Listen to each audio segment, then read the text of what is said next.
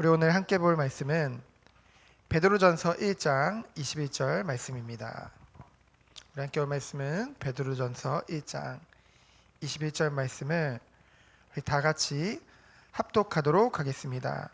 너희는 그를 죽은 자 가운데서 살리시고 영광을 주신 하나님을 그리스도로 말미암아 믿는 자니 너희 믿음과 소망이 하나님께 있게 하셨느니라. 아멘. 우리 철야 때 함께 나눈 말씀의 제목은 산 소망을 가진 성도의 삶입니다. 우리가 이제 야고보서를 끝내고 이제 베드로 전후서를 이제 보게 되어지는데요. 먼저 이 베드로전서 그리고 베드로후서는 우리가 잘 아는 그 예수님의 제자인 사도인 베드로가 쓴 그런 편지입니다.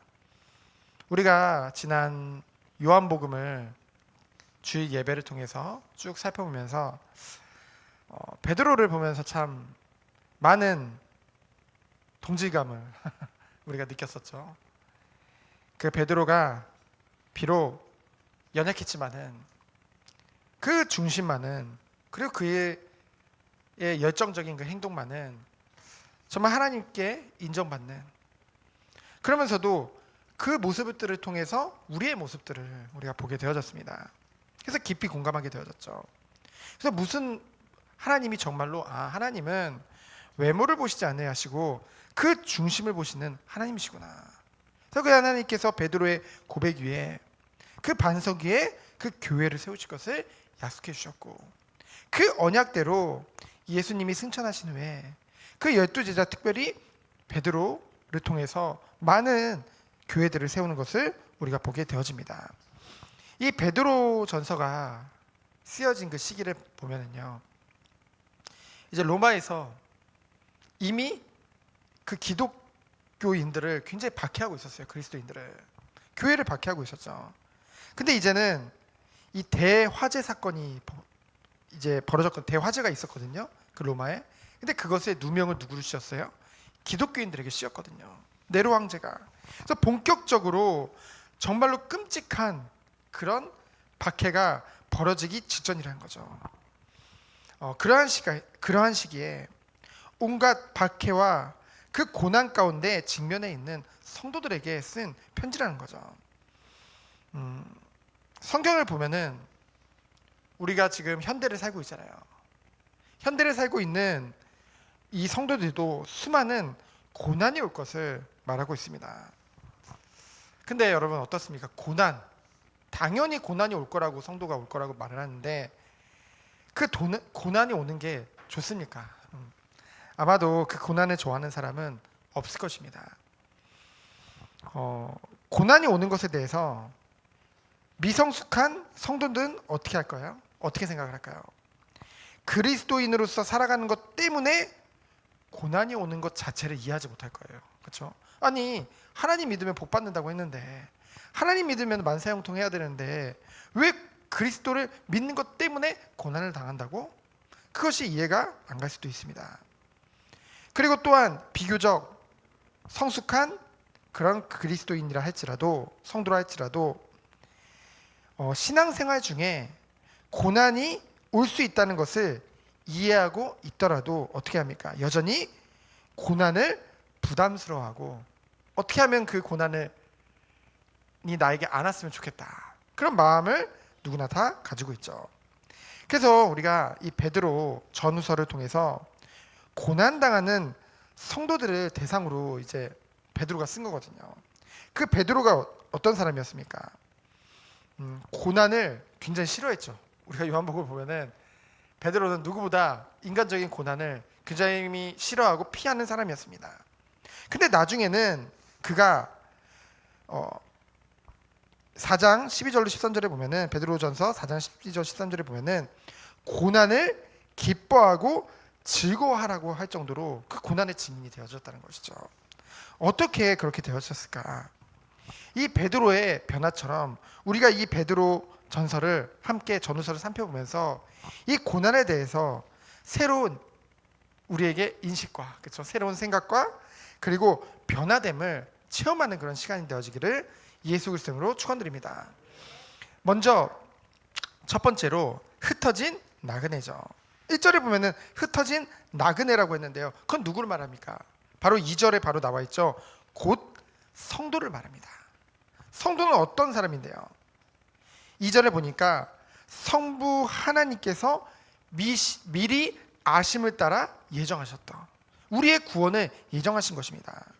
그리고 성령 하나님께서 우리를 순종함으로 거룩하게 하셨죠. 그렇죠? 여기서 거룩하게 하신다는 것은 성화를 말하는 것이 아니라 죄로부터 완전히 구별되어지도록 거룩하도록 성령께서 이것을 적용하신 것이죠. 그리고 성자 예수님께서 어떻게 하셨습니까? 죽으심의 그 피와 부활로 말미암아 그 구원을 완성하신 것이죠. 그래서 택하심을 받은 자, 이 축복을 받은 자, 그게 누굽니까? 바로 성도인 줄 믿습니다. 근데 왜 나그네라고 했습니까? 바로 이 땅에서의 삶은 단 한 번뿐이죠. 근데 이 땅에서의 삶이 긴 것 같지만은 잠깐일 뿐이에요. 우리에게는 영원한 그런 삶이 기다리고 있기 때문입니다. 그래서 우리는 누구나 나그네 인생을 살고 있는 것이죠. 그럼 두 번째로 산 소망을 가진 자, 누굽니까? 바로 성도죠. 어떻게 해서 이 산 소망을 가지게 되어졌습니까? 3절에 보니까 하나님의 긍휼하심을 따라 그 예수 그리스도의 죽음과 부활에 연합된 자로 우리가 법적으로 의롭게 되어진 것이죠. 그것을 칭의라고 합니다. 그러면서 그러한 자들은 어떤 유업을 받게 되어졌습니까? 4절에 보니까 썩지 않고 더럽지 않고 쇠하지도 아니하는 유업을 우리에게 주셨다고 했죠. 여러분, 우리가 나그네 인생으로 이 땅을 살고 있죠. 근데 이 땅에서요 너무나 좋은 것들이 많은 것 같습니다. 근데요 그 모든 것들은 영원한 것이 아니에요. 썩고 더럽혀지고 결국은 쇠하여 질 수밖에 없는 것이라는 거죠. 그러나 하나님이 정말로 이 성도에게 준비하신 기업은 어떤 기업입니까? 영원한 기업인 줄 믿습니다. 영원한 유업이에요. 쇠하지도 썩어지지도 아니하는 영원한 유업이죠. 그래서 우리들은 이러한 축복 안에서 살고 있음에도 불구하고 6절에 보면은 여러 가지 시험으로 말미암아 말씀을 뭐라고 했어요? 잠깐 근심하게 되지 않을 수 없으나. 그렇죠? 당연히 우리에게 여러 시험으로 인해서 잠시 근심할 수도 있습니다. 그러나 우리는 기뻐할 수 있죠. 왜 그렇습니까? 우리에게 믿음이 있기 때문입니다. 하나님이 우리에게 믿음을 주셨어요. 어떤 믿음입니까? 없어질 것이 아니라 영원한 것으로 말미암는 믿음이죠. 그리고 우리가 이것을 두려워할 필요가 없는 것은 예수 그리스도께서 이 땅에 나타나실 때 무엇을 말합니까? 재림을 말씀하시죠. 예수님이 재림하시는 그날 칭찬과 영광과 존귀로 우리를 얻게 할 것이라고 약속하셨죠. 우리는 그것을 바라보면서 오늘을 사는 거예요. 그래서 성도는 예수 그리스도의 그 십자가 그 구속으로 믿음으로 말미암아 이미 구원의 반열에 올라섰죠. 하지만 뭡니까? 아직은 그 구원이 완성된 것이 아니에요. 우리를 기준으로 봤을 때. 그렇죠? 그럼 뭡니까? 현재는 이제는 완전한 구원의 완성을 위해서 나아가는 과정이 바로 이 땅에서의 삶이란 거죠. 그러면서 뭡니까? 최종적인 구원의 완성은 뭡니까? 예수 그리스도께서 이 땅에 오시는 그날, 재림조로 오시는 그날 우리 또한 예수님과 같은 부활의 몸을 입고 그 영화의 축복을 누리는 것, 그 영원한 그 부활의 몸을 입고 영생의 축복을 누리게 되어지는 것이죠. 어디에서? 천국에서. 우리는 그것을 바라보며 그것을 기뻐하며 나아가는 성도인 줄 믿습니다. 그렇다고 한다면은 이러한 죽은 소망이 아니라 산 소망을 가진 성도가 마땅히 이 땅에서 누릴 삶이 있다는 것이죠. 그것이 13절부터 25절까지 나옵니다. 그래서 뭐라고 했습니까? 13절에 보면은 너희 마음의 허리를 동이고 근신하여 예수 그리스도께서 나타나실 때에 너에게 가져다 주실 은혜를 온전히 바랄지어다. 그래서 성도에게 있어서 예수님이 이 땅에 다시 오시는 그날을 기다리고 소망하는 것은 너무나 큰 기쁨이요 축복이라는 것이죠. 그러나 반대로 이 은혜 안에 없는 자들에게는 예수님이 이 땅에 오심이 굉장히 두려울 수밖에 없는 것이죠. 그렇죠? 그러나 우리는 기쁨으로 나아가는 것입니다. 그것에 대해서 네 가지로 말씀하고 있죠. 첫 번째는 14절에 보니까 순종입니다. 너희가 순종하는 자식처럼. 그렇죠? 우리가 순종하는 자식처럼. 전에는 어떻게 했습니까? 우리는 알지 못했다는 말은 뭡니까? 하나님을 만나지 못했을 때 우리는 사욕을 따를 수밖에 없었다는 것이죠. 그러나 이제는 완전한 순종으로 나아갈 수밖에 없는 그 축복이 우리에게 임한 것입니다. 그렇다고 한다면 우리의 삶은 어떻게 해야 되겠습니까? 15절 16절에 보면은 중요한 것을 말씀하고 있죠. 오직 너희를 부르신 거룩한 이처럼 너희도 모든 행실에 거룩한 자가 되라. 기록되었으되 내가 거룩하니 너희도 거룩할지어다 하셨느니라. 이 말이 레위기에 5번이나 나오죠. 하나님이 나도 거룩하니 너희도 거룩하라. 그렇죠? 그 예배에 대해서 정말로 기록되어져 있는 그 피 제사에 대해서 기록되어져 있는 그 레위기에 나도 거룩하니 너희도 거룩하라는 말이 5번이나 나옵니다. 그 말인즉슨 굉장히 중요하다는 것이죠. 요한일서 3장 3절에 보면은 주를 향하여 이 소망을 가진 자마다 그의 깨끗하심과 같이 자기를 깨끗하게 하느니라 라고 했죠. 그러면서 데살로니가전서 2장 10절을 보면은 우리가 너희 믿는 자들을 향하여 어떻게 거룩하고 옳고 흠없이 행하였는지에 대하여 너희가 증인이요 하나님도 그러하시는도다. 그러면서 결국은 이 16절에서 말하는 거룩은 무엇입니까? 구별됨이죠. 성도는 하나님이 구별하신 거예요. 그래서 베드로전서 2장 9절, 우리가 베드로전서 하면 2장 9절 많이 생각하잖아요. 그렇죠? 너무나 유명한 너희는 택하신 족속이요 왕 같은 제사장이요 거룩한 백성이라고. 그게 소유된 백성이니. 그래서 뭡니까? 결국은 정말로 하나님의 은혜 안에서 날마다 거하면 거할수록 거룩하지 않은 것에 대해서 우리는 자꾸만 거부 반응이 일어날 수밖에 없다는 거죠. 성령이 우리 안에 계시다고 한다면 억지로 거룩해지려고 하는 것이 아니라 그것이 미워진다니까요. 그 행위가, 그 행동이, 그 말이, 그 모든 것들이 다 미워질 수밖에 없다는 것이죠. 그것이 사실은 성령을 정말 받은 자의 삶의 증거인 줄 믿습니다. 그래서요, 하나님의 자녀가, 정말 구원받은 자녀가 거룩하기 싫어도 거룩해질 수밖에 없다는 것이죠.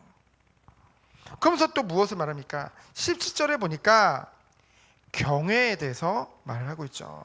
이번 주 강단 말씀인데요. 외모로 보시지 않고 각 사람의 행위대로 심판하시는 이를 너희가 아버지라 부른즉 너희가 나그네로 있을 때를 두려움으로 지내라. 나그네로 지낼 때가 언제입니까? 바로 이 땅에서의 삶을 말하는 거죠. 이 땅에서의 삶이 긴 것 같지만은 영원한 삶을 봤을 때 나그네 인생이라는 거죠. 근데 이 나그네, 이 잠시 안개처럼 사라질 이 시간을 나의 정욕을 위해, 내 모든 것을 위해 뒤따라가다가 정말 영원한 하늘 상급을 놓치지 말고 우리는 날마다 뭐예요? 하나님 앞에서 하나님의 살아계심을 믿고 행하라는 것을 말하고 있는 것입니다. 그래서 이것은요, 행위로 구원받는 것을 말하는 것이 아니에요. 그렇죠? 자꾸만 이 야고보서나 베드로 전서를 보면서 사람들이 이건 이신칭이랑 다른 거 아닌가? 라는 생각을 해요. 근데 그게 아니라는 거죠. 구원받은 하나님의 자녀는 자꾸만 착각하는 게 자녀라는 특권적인 신분에 의존해가지고요. 어떻게 됩니까? 도리어 나태한 삶을 살아요. 도리어 죄의식 없이 뭔가 이렇게 방종한 삶을 살아간다는 거죠. 그럴 수 없다는 것입니다. 하나님 아버지께서는 마지막 때에 심판하실 것이라는 그 사실을 우리는 이제 말씀을 통해서 알고 믿게 되어졌잖아요. 그럼 어떻게 되겠습니까? 무조건 벌벌 떠는 그런 두려움이 아니라 정말 하나님 앞에 거룩한 두려움을 갖고 나그네로 있을 때 이 땅에서의 한 번뿐인 이 삶을 어떻게 해요? 거룩한 삶으로 인도받는 것. 그것이 우리가 주님의 때를 기다리는 성도의 자세요 중심인 줄 믿습니다. 그렇다면은 마지막으로 우리가 또한 누릴 것이 말하고 있죠. 그것이 22절에 나옵니다. 무엇입니까?